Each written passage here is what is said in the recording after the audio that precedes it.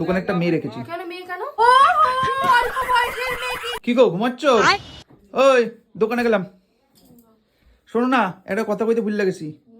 দোকানে তো ছেলে পাইতেছি না, ছেলে পাইতেছি, একটা মেয়ে রাখলাম। তাহলে তুই দোকানে একটা মেয়ে রেখেছি। কেন মেয়ে কেন? হ্যাঁ মেয়ে কেন?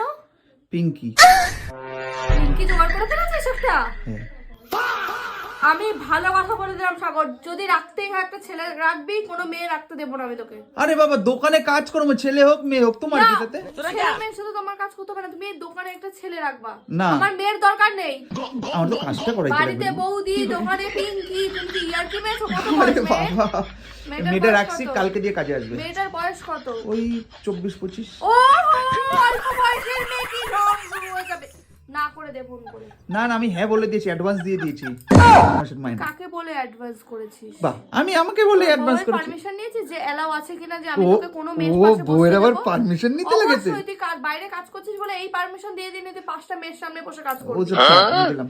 ভালো কথা বলছিস সাগর, দেখ মাথা কিন্তু গরম করবি না, বারণ করে দিলাম।